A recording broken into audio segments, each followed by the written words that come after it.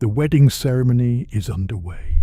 There are songs, cattle, family gathered from across the plain. The groom's brother stands at the center of it all. He exchanges vows. He accepts the bride. He will live with her, sleep beside her, and father her children. But the man she is actually married to has been dead for 6 months. His name is still spoken at the ceremony. His spirit is still present, according to the belief of everyone assembled. And every child born from this union will carry his name, belong to his lineage, and build the family he never had the chance to build himself. This is not a ghost story. It is a marriage contract, and it is happening right now in one of the youngest and most war-torn nations on earth. South Sudan became an independent country on July 9, 2011, the newest nation on the planet at the time of its founding. It sits landlocked in East Africa, bordered by Sudan to the north, Ethiopia to the east, Uganda and Kenya to the south, and the Democratic Republic of Congo to the west.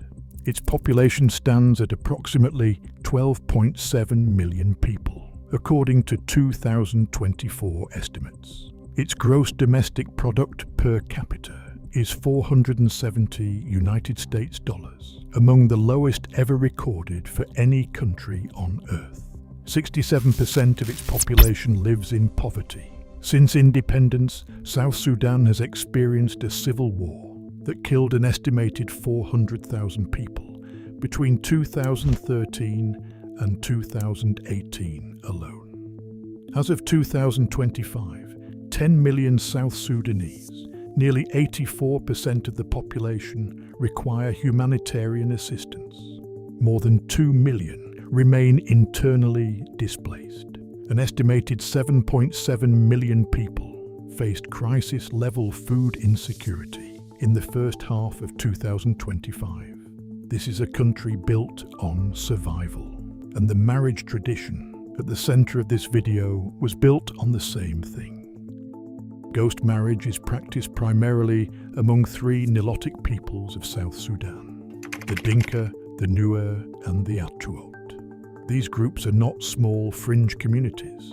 The Dinka alone number between 4 and 5 million people, approximately 40% of South Sudan's entire population, making them the largest ethnic group in the country.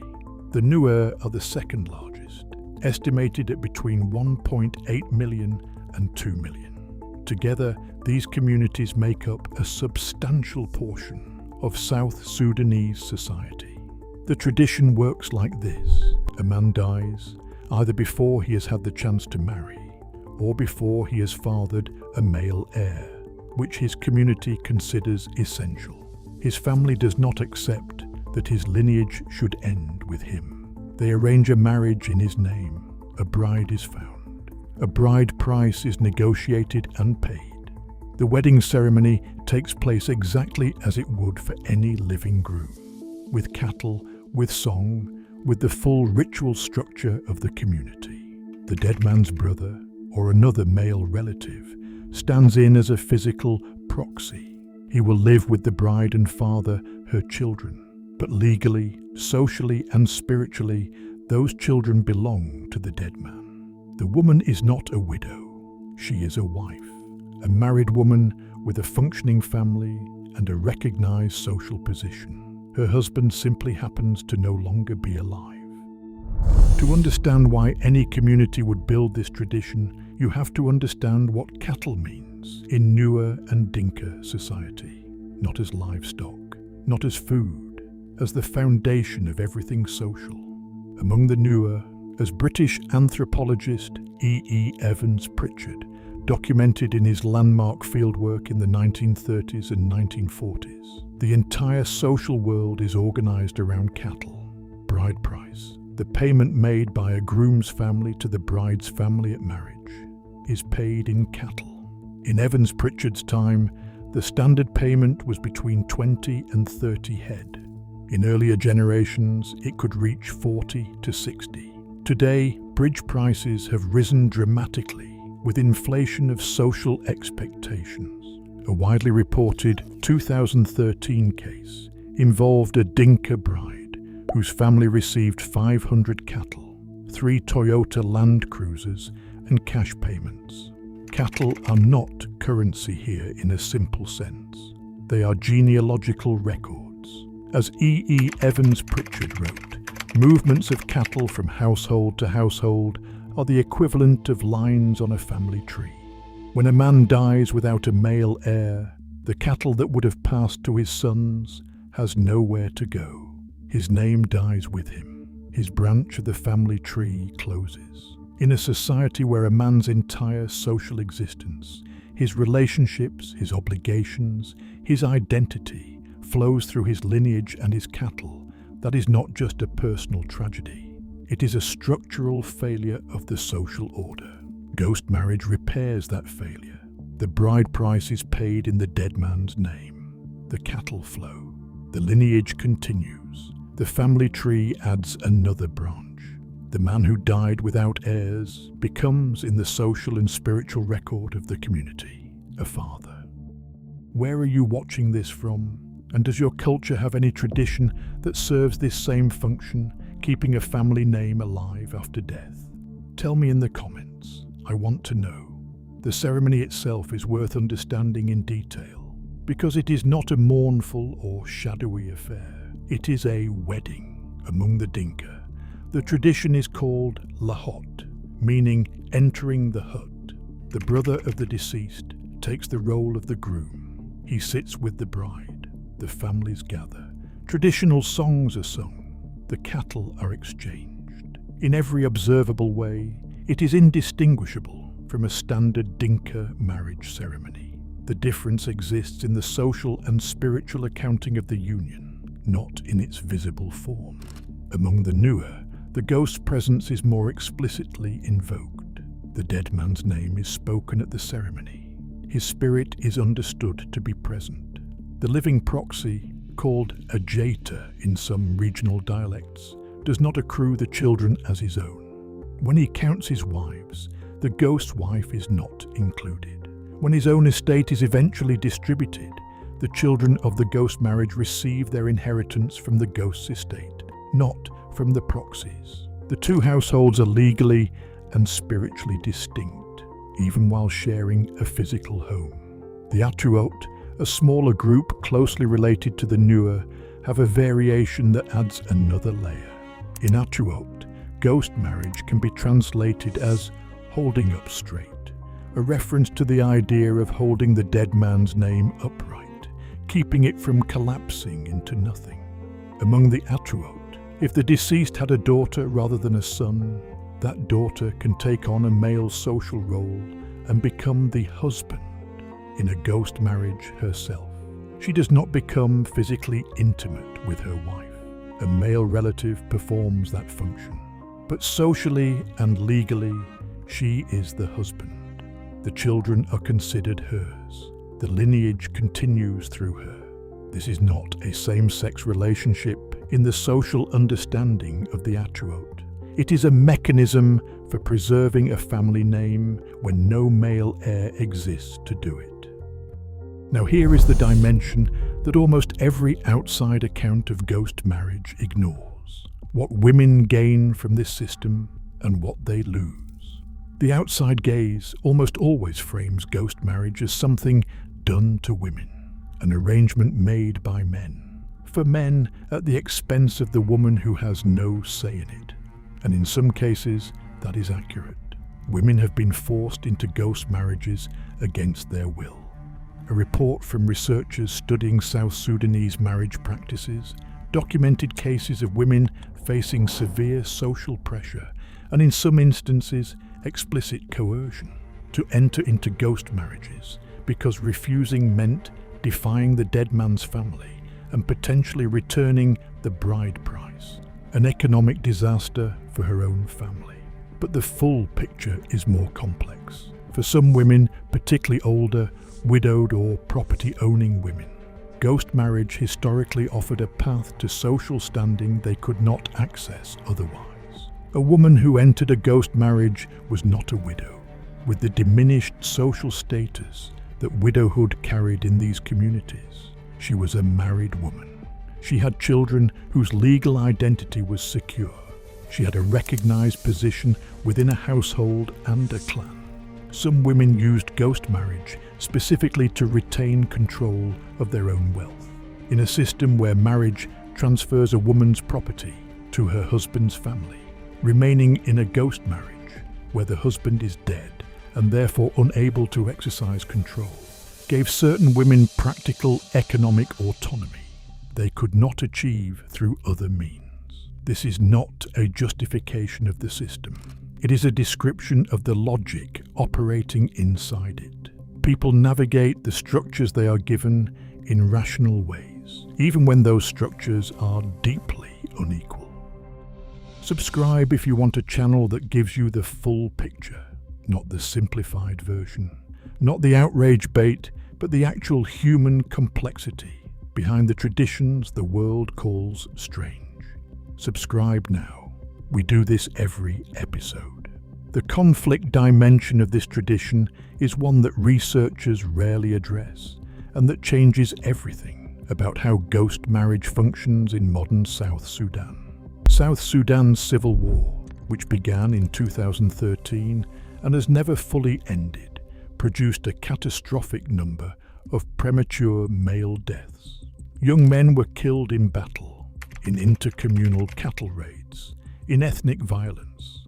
The war between 2013 and 2018 alone killed an estimated 400,000 people, with men of fighting age comprising a disproportionate share of those deaths. In communities where ghost marriage exists precisely to handle the social aftermath of men dying before they can establish families, a war of this scale does not just create grief.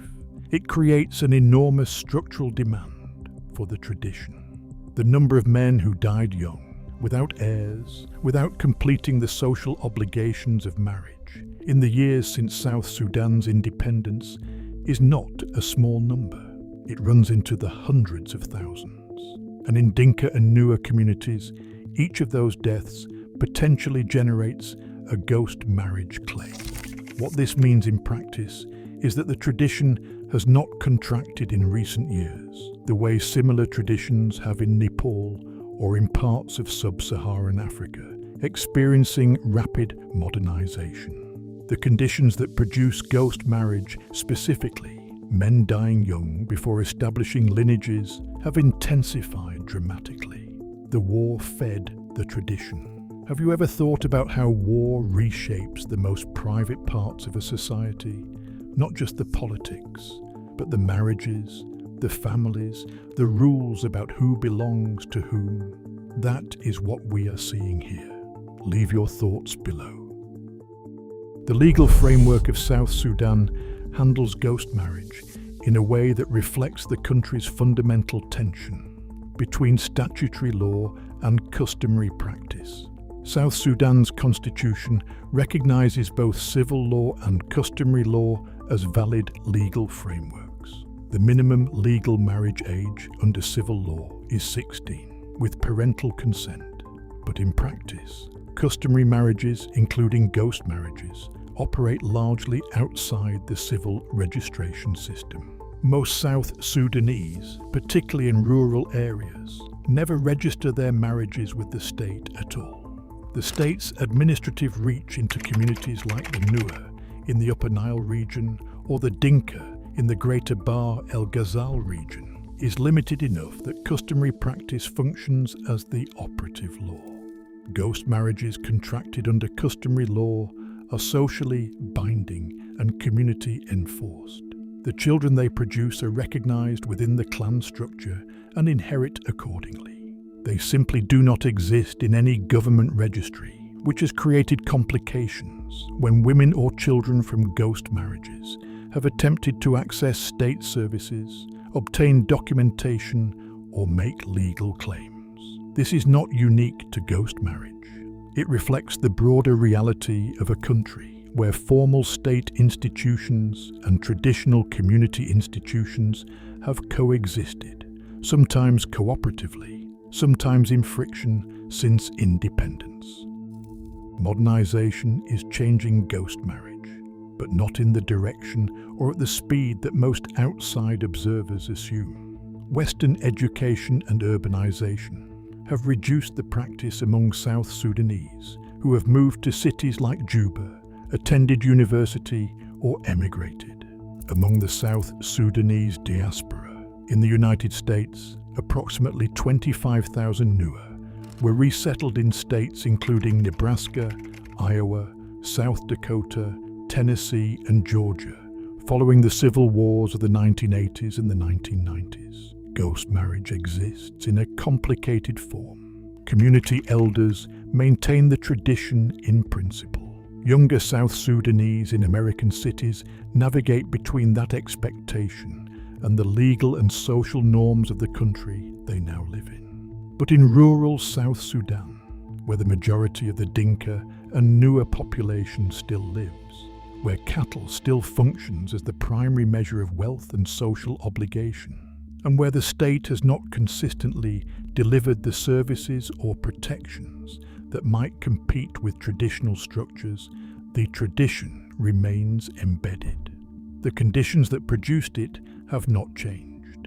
In some ways, as we have already seen, they have worsened. The Atuot themselves note that ghost marriages have declined somewhat even among their own community, specifically because increased survival of cattle has increased male survival. When fewer men die young in cattle raids, fewer ghost marriages are required.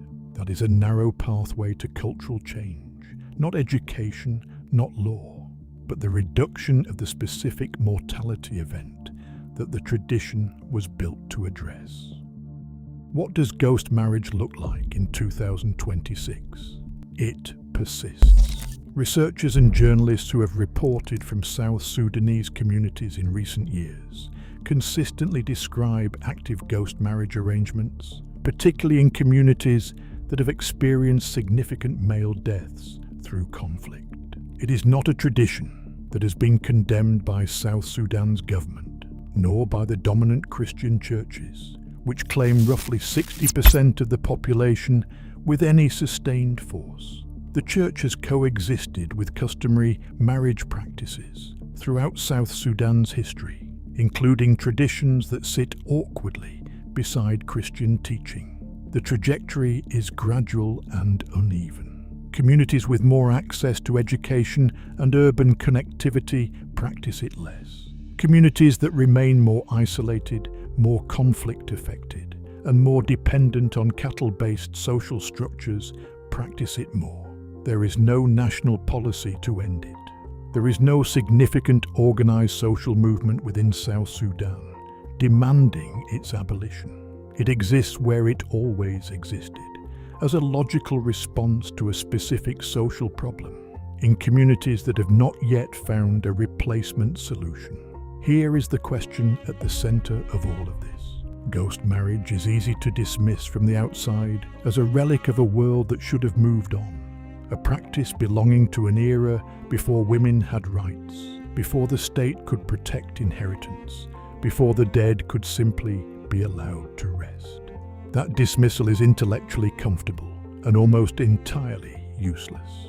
The Dinka and Nuer communities that practice ghost marriage are not communities that failed to discover modern alternatives. They are communities that built a social technology precisely fitted to their circumstances. The high mortality of men, the centrality of cattle, the importance of lineage continuity, the need to protect women's social standing after male death. That technology worked. It produced social order in an environment where the state provided none. The question is not whether ghost marriage is primitive.